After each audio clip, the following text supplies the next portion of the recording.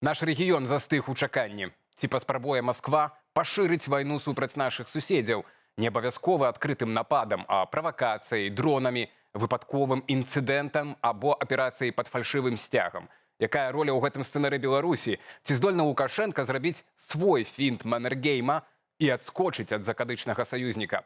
Я Алесь Залеўскі, гэта тут і там. І тут у нас аналітык Віталь Цыганкоў, прывітанне. Прывітанне.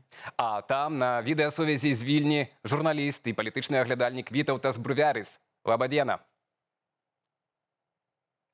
Лабадзена.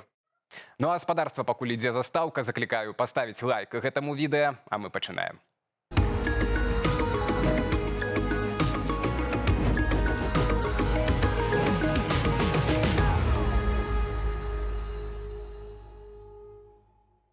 Так, кароткі эксплейнер на пачатку. Па меры ўзрастання праблемаў унутры Расіі, ну і стагнацыі на фронце, назіральнікі, а пасля і сама Масква пачала намякаць пра магчымае пашырэнне канфлікту ці так званае ўжыванне ход канём, які бы мог перавярнуць гульню, і вось і тады Крэмль нібыта змог бы выйсці з гэтай вайны без такіх стратаў перад сваім электаратам, так, як бы гэта было ў выпадку, калі все-таки Крамлю не ўдалося дасягнуць ніякіх мэтаў ва ўкраіне. Ну і на гэтым тыдні, дакладней ужо напрыканцы мінулага, спачатку выдання Financial Times апублікавала злівы, маўляў, выведка ЗША папярэдзіла Варшаву пра падрыхтоўку дзеянняў супраць яе з боку Расіі. Там розныя варыянты правакацыі называюцца, мы іх зараз абмяркуем. Ну а пасля Пуцін ужо ў пятніцу падчас сустрэчы з генеральным штабам заявіў, што трэба высветліць, якія краіны захаду дапамагаюць Кіеву і падштурхоўваюць да працягу абарончай вайны.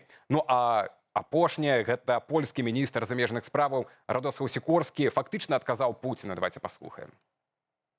Расія спрабавала арганізаваць інцыдэнты пад чужым сцягам, каб стварыць сабе падставу для пачатку вайны. Гэтыя правакацыі супраць Украіны ў 2022 годзе не атрымаліся, бо Злучаныя Штаты загадзя, рызыкуючы сваімі выведвальнымі магчымасцямі, папярэдзілі, што ведаюць пра планы Расіі і даслалі выразны сігнал, каб гэтага не рабіць. Нашае пасланне Владзіміру Пуціну наступнае. Мы ведаем, што ты плануеш. Не рабі гэтага. Ну, з намі амерыканская выведка такімі дадзенымі не дзялілася, але ў нашай студыі Віталь Цыганкоў, які можа выказаць сваю версію. Віталь, так, на твою думку... Таксама ніякая выведка ніякімі дадзенымі не дзялілася, на жаль, але мы можам аналізаваць заявы і дзеянні. З адкрытых дадзеных. Ну і вось маем заяву Сікорскага, маем гэтыя намёкі з боку Пуціна, маем гэтыя злівы з Financial Times. Дык што мае не рабіць Пуцін, чаго чакаюць ад Пуціна вось цяпер у Польшчы? Ну і ці агулам Пуцін адважыцца на што-кольвек, калі акурат все цяпер і чакаюць нейкія правакацыі ці нападу? Ну, все гэтыя гады вайны, шырокамаштабнай, з 22 года, вось былі такія всплёскі, адлівы таго, што, здавалася, Расія пойдзе на нейкую эскалацыю, і весь час она пагражала ядзернай зброяй. Хаця бы зараз вот это не гучыць, але это в любы момант зноў можа гучаць. Яна этот так званы козыр, не козыр часам дастае з рукава, а вот калі ўжо вы абнаглееце зусім, у нас ёсць ядзерная зброя. Так што ў гэтым сэнсе в дадзеным выпадку не прагучала такога радыкальна нічога новага.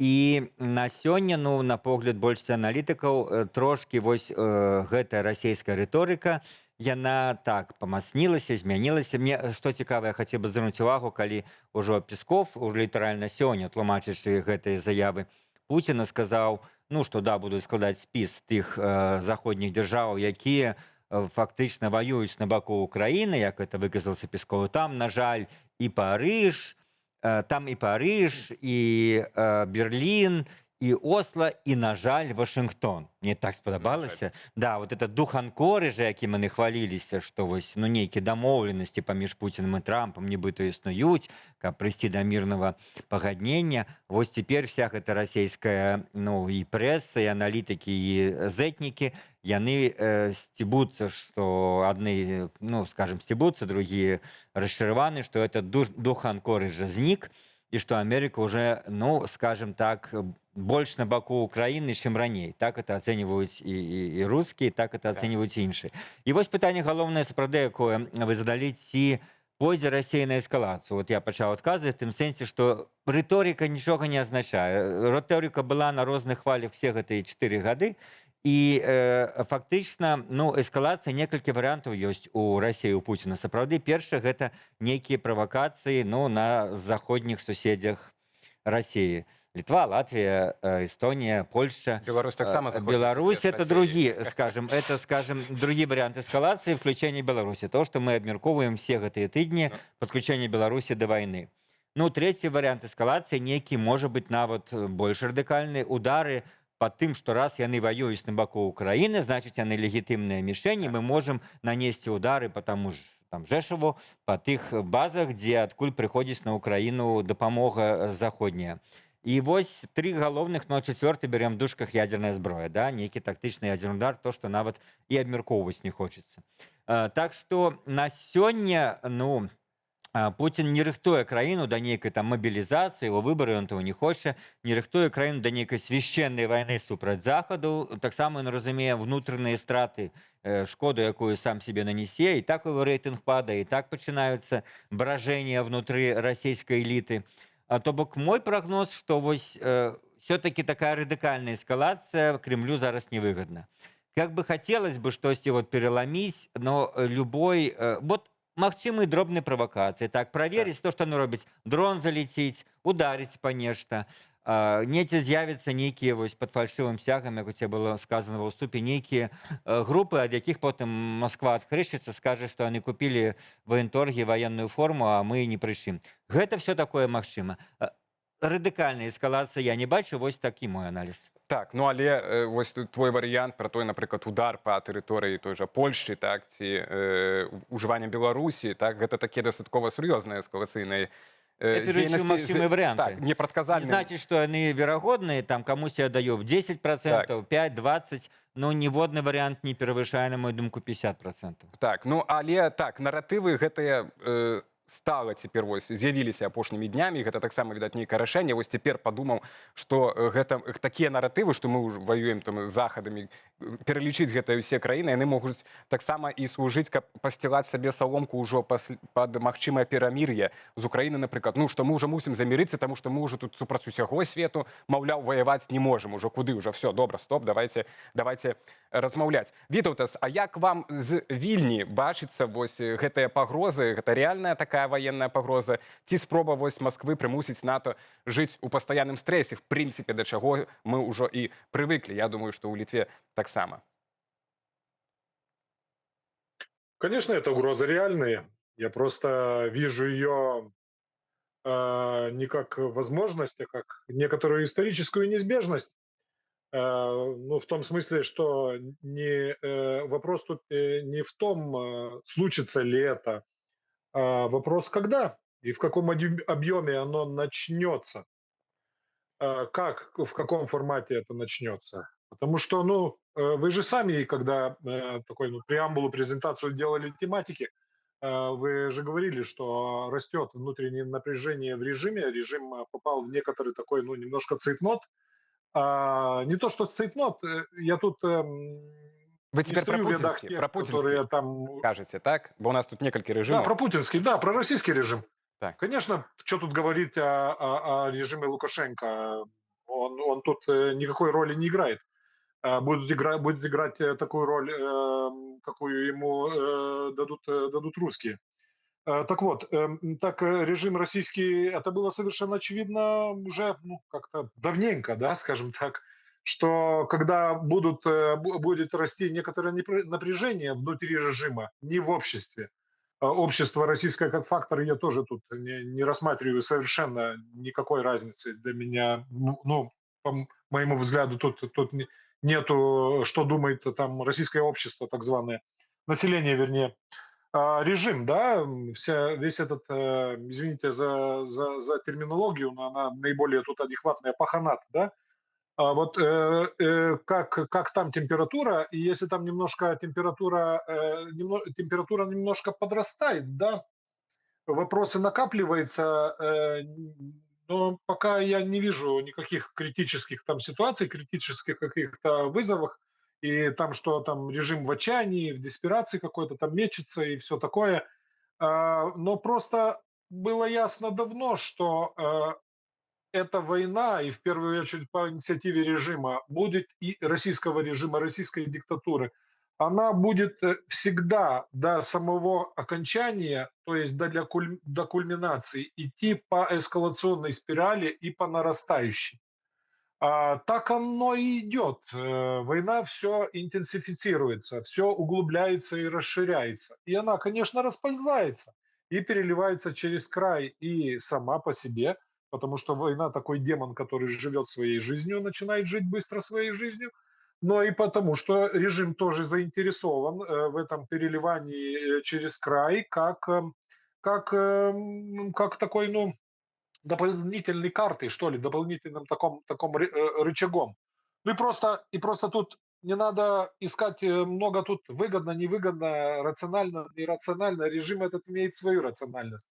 А наказать, да, отомстить всем тем, который помогал и помогает Украине держаться, это, ну, святое. Без этого никак режим не может дальше жить, как и без уничтожения Украины совершенного уничтожения Украины. Так вот, по этим направлениям все и движется.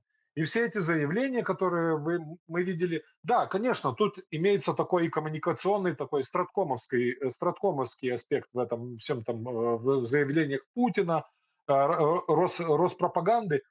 Они теперь посылают сигнал, играют на капитализацию тех сил в наших странах и подальше в Западе, которые, ну, панически, которые они тоже играют вот на этом нарративе, да, не надо провоцировать Россию, пускай там остается эта война там в Украине, пускай она там быстрее локализируется, даже за счет Так. смерти Украины. Главное, чтобы не провоцировать Россию, чтобы война не пришла к нам. Так вот, эти все угрозы, они играют на эти вот политические силы, на эти и полезные идиоты, и кремлевские агенты в наших странах. И в Литве в том числе, я это очень ясно вижу. Быстро ли это случится? Мой ответ таков: быстрее, чем мы думаем и надеемся. Вот Вітаўтас, я бы тады можа і прапанаваў канкрэтны адзін са сцэнароў абмеркаваць, бо Віталь тут уже даў тры сцэнары, так, это што будуць правакацыі, магчымыя удары па тых краінах, якія дапамагаюць з лагістыкай Украіне, ну і магчыма выкарыстанне Беларусі. Я бы закрануў бы вось гэты сцэнар магчымае выкарыстанне Беларусі, таму што ён таксама і закранае Літву, а перадусім сцэнар так званага сувальскага калідора, бо акурат вось днямі прадстаўнік аб'яднанага пераходнага кабінета Беларусі па нацыянальнай абароне і бяспецы Вадзім Кабанчук апублікаваў вось такія мапы з магчымай аперацыяй сувальскі калідор. Ну вось калі паглядзіце, паводле яго ўжо за год, увага, за год у памежных з Літвой і Польшчай раёнах Беларусі незвычайна актыўна працуюць так званыя расійскія турысты і даследчыя групы. Яны туды прыязджаюць нібыта з мэтай турызму. Жоўтым мы бачым кірунак войска, так, а чырвоным месцы адведзенаў так расійскіх турыстаў. Вось гіпатэтычны кірунак войска так расійскага, які праходзіў бы праз усю Беларусь і Літву і врезаўся бы в Польшу і в Калінінград. Так, вось, ну і, маўляў, такія ж самыя адведзены турыстычныя з боку расійскіх розных групаў былі таксама заўважаныя і перад уварваннем на Донбас у 2014 годзе. Мы размаўлялі з Вадзімам Кабанчуком, ён дзяліўся крыніцамі, нібыта крыніцы ў яго ёсць па гэтай інфармацыі. Вось, Вітаўтас, на вашу думку, канкрэтна вось этот сцэнар сувальскі калідор, гэта реально военная, назовем это такую, уразлівасць, так, военная, як по-руску уразлівасць? Уязвімасць, так. Ці ўжо сімвал, якім усе бакі палохаюць просто адзін аднаго, ці такая шырма дымовая? Ну да, вы сами сказали, что этот Сувалский коридор, тут уже, ну, не знаю, кто про него не знает, кто про него не говорил. И уже в этом плане тут для меня немножко такой, если это генеральный план у русских, то он сам, этот план, такой довольно уязвимый, я так думаю. Я, скорее всего, считаю, что первый удар или удары, если русские возьмутся, то первые удары придут по Латвии или Эстонии, или вместе. Ну, тут, конечно, они могут и, скорее всего, с нескольких направлений. с нескольких направлений. Я тут говорю, если мы говорим про наземную какую-то инвазию, наземную операцию, да, я этой вероятности не исключаю, потому что это и в психологии российского террористического режима российского империализма наземная операция, захват земли врага, там, уничтожение всех и вся и удержание этой земли, это ну такое святое, да, без этого никак. Просто какими-то ударами из Так. воздуха или просто там террористическими вылазками, провокациями.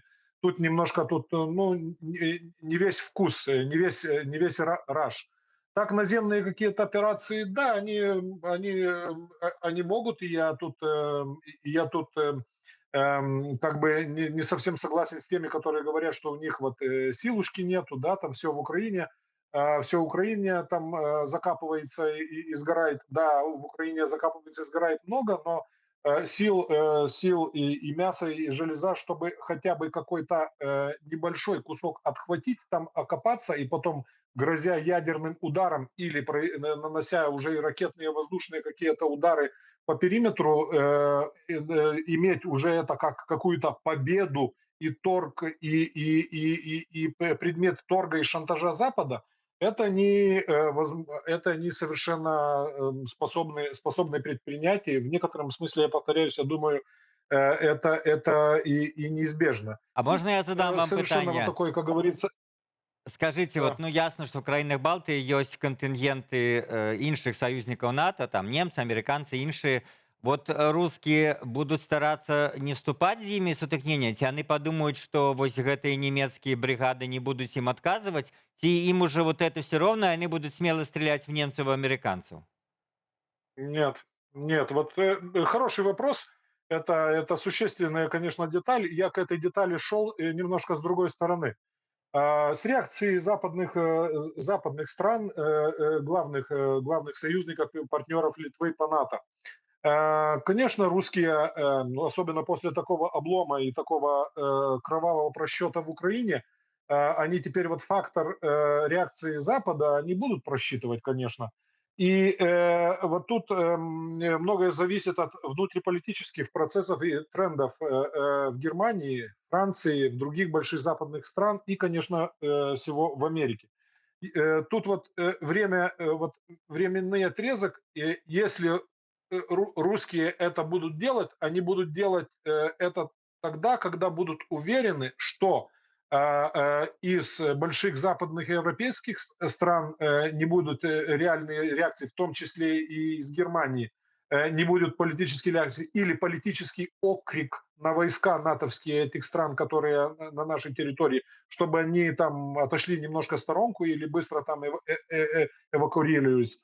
И, конечно, в первую очередь реакция США.